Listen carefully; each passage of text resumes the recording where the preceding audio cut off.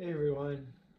For this segment, I'm just going to show you a little bit of the preparation I'm going to have to go through to prepare this engine for the LS swap. As you can see, this is the this is the stock 305 that came in the car. It served its purpose for a long time now, but it's time for an upgrade. So I'm going to put the LS in here.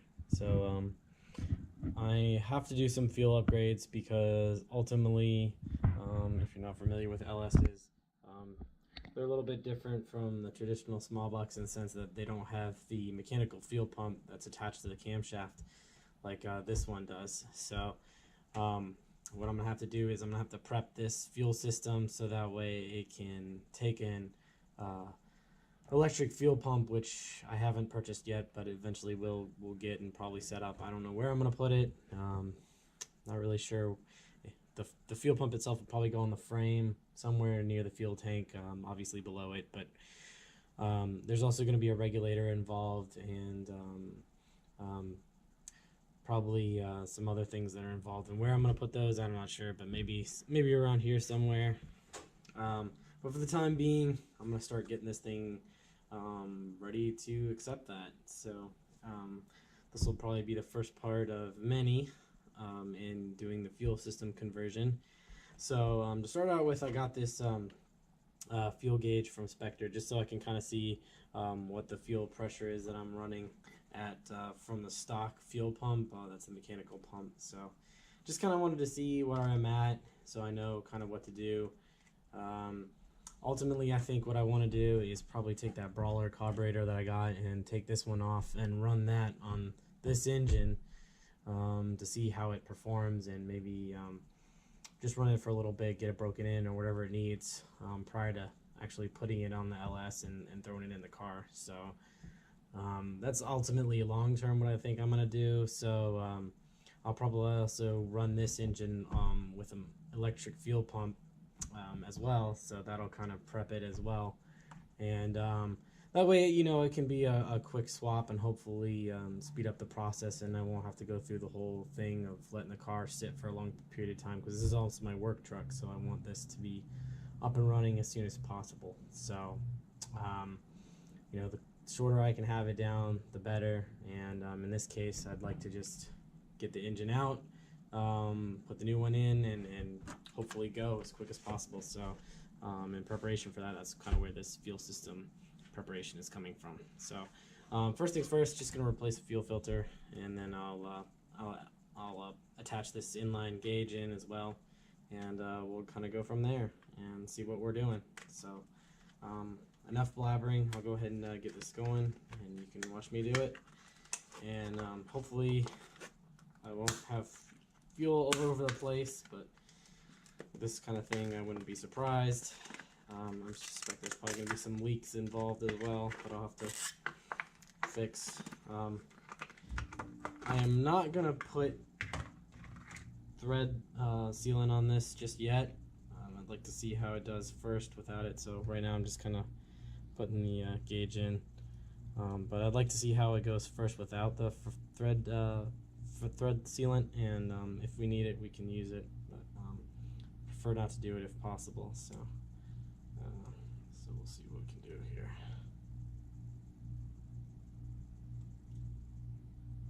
Alright, so that's that.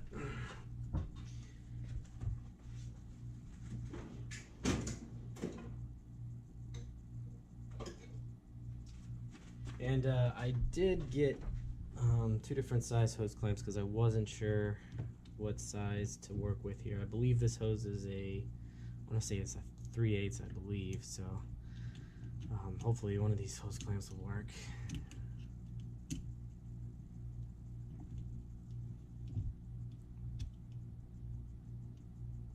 This is the first time this fuel filter has been replaced in a while. I added this, I don't know, maybe a year or so ago. So this is the first time it's actually been replaced. Of course, there is a fuel filter still inside the carburetor itself as well, but just figured with the new fuels that we have nowadays, it couldn't hurt to have a second one, so I added this guy in here. looks like I'll probably need the smaller hose clamps.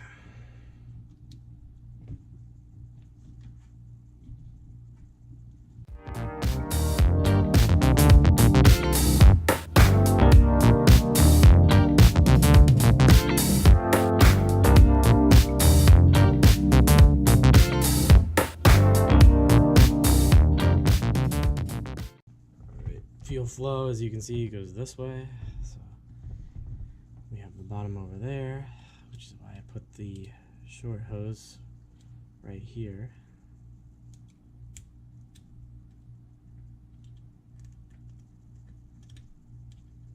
I just hope there's not fuel spraying all over the place when I get done with this, but we shall see.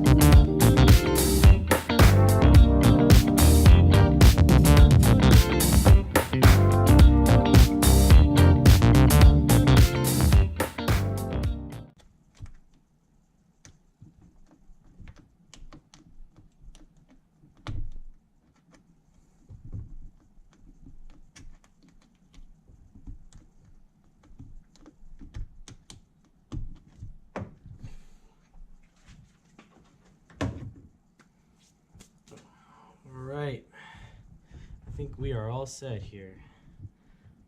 Gauge. I have my, and this is the air injection sensor. That's why I just kind of let it chilling there. My new fuel filter, comparison with the old one. You can see how nasty the fuel is. Yeah, look what it does to the fuel filter. I think that's it. I think we should be good. So, as you can see, there's the new setup, and I think that should do it.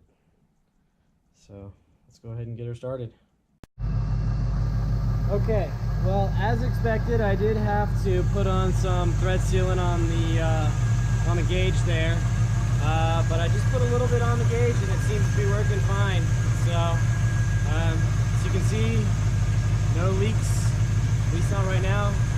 It is really close to that exhaust manifold, which I don't care for, but even when it was leaking, it wasn't leaking on the exhaust, so I guess that's the benefit. But yeah, it looks like it's hovering right around maybe 6 or 7 psi. It's kind of hard to tell. I'm guessing that bouncing is the pulsating of the pump, so pretty cool. Anyway, at least I think so. So yeah, so let's give it a little bit here.